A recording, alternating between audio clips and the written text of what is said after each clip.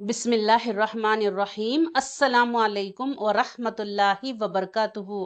میرا نام شازمہ زینب شیخ ہے۔ میرے پیارے معزز سامعین و حضرات، جس کی بھی اولاد نافرمان ہو، ناخلف ہو، اس کو راہ راست پر لانے کے لیے، یعنی سیدھے راستے پر لانے کے لیے کیا کیا جائے، تو اسی سلسلے میں آج میں آپ کے ساتھ نافرمان اولاد کو فرما بردار بنانے کا ایک طاقتور قرآنی وظیفہ شیئر کرنے جا رہی ہوں۔ انشاءاللہ اس عمل کے کرنے سے آپ کی اولاد فرما بردار بن جائے گی اور والدین کی ہر بات کو مانے گی۔ تو دوستو، اس ویڈیو میں ہم اپنے بچوں کی کامیابی اور بھلائی کے لیے ایک طاقتور دعا کو شیئر کریں گے۔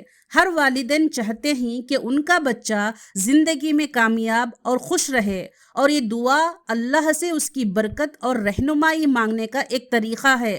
نافرمان اولاد کے لیے دعا ایک دلی دعا ہے جو ہمارے بچوں کی زندگیوں میں مثبت تبدیلی لا سکتی ہے۔ اس دعا کو پڑھنے کا صحیح طریقہ جاننے کے لیے یہ ویڈیو ضرور مس کیے بغیر دیکھیں، اور اپنے بچوں کی بہتری کے لیے اسے اپنی روزانہ کی دعاؤں کا حصہ بنائیں۔ تو دوستو، ایک مرتبہ حضرت جبرائیل علیہ السلام نے میرے نبی صلی اللہ علیہ وسلم سے پوچھا، یا رسول اللہ صلی اللہ علیہ وسلم، قیامت کب آئے گی؟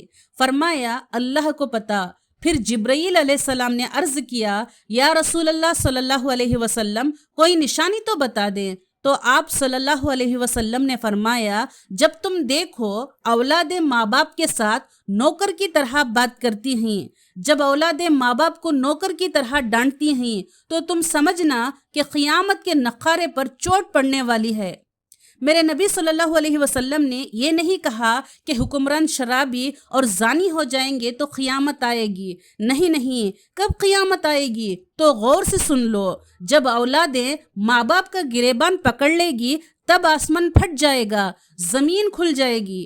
یہ بات بہت زیادہ غور و طلب کرنے کی ہے کہ بچے ذہنی طور پر جو کچھ قبول کرتے ہیں، اس میں آدھا حصہ ماں باپ کی طرز فکر اور گھر کے ماحول سے بنتا ہے، اور آدھا حصہ باہر کے ماحول سے بنتا ہے۔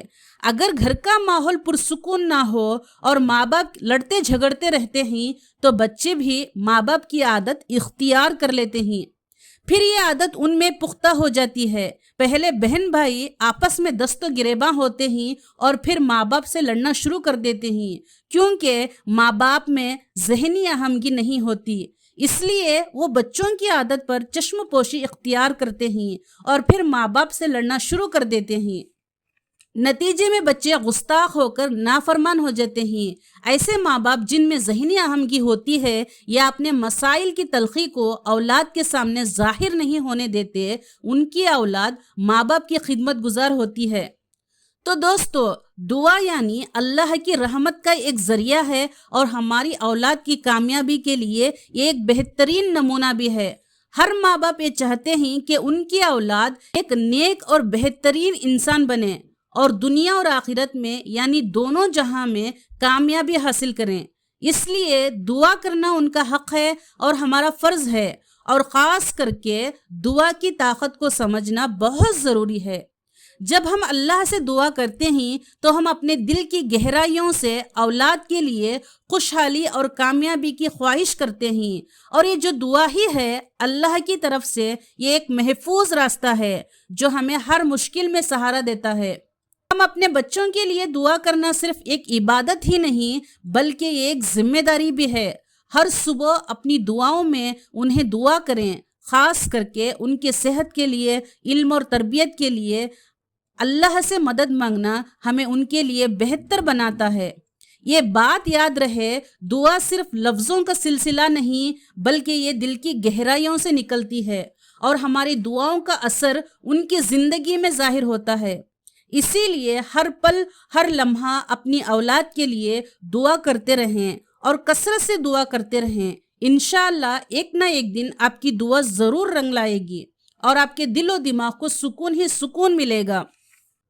تو دوستو، آپ یہ دعا کرنے سے پہلے ضروری ہدایت سن لیں تاکہ آپ کی دعا میں کوئی خلل نہ آئے۔ سب سے پہلے آپ 5 وقت کی نماز کو باجماعت پڑھنا ہے، کیونکہ آپ اللہ کا ہی کہنا مان نہیں رہے تو آپ کی اولاد کیسے آپ کی بات مانے گی؟ تھوڑا غور کرو، یہ بات کڑوی ہے مگر سچ ہے۔ سیکنڈ یہ ہے کہ آپ یہ دعا ہر وقت ہر نماز میں 11 مرتبہ پڑھ سکتے ہیں، اور وہ دعا یہ ہے جس کا مطلب یہ ہے کہ اے ہمارے رب، ہمیں ہماری بیویوں اور ہماری اولاد سے ہماری آنکھوں کو ٹھنڈک عطا فرما، اور ہمیں نیک لوگوں کی رہنمائی کرنے کی توفیق عطا فرما۔ اگر آپ کو یہ میرا ویڈیو پسند آئے تو لائک کریں، شیئر کریں، میرے چینل کو سبسکرائب ضرور کریں۔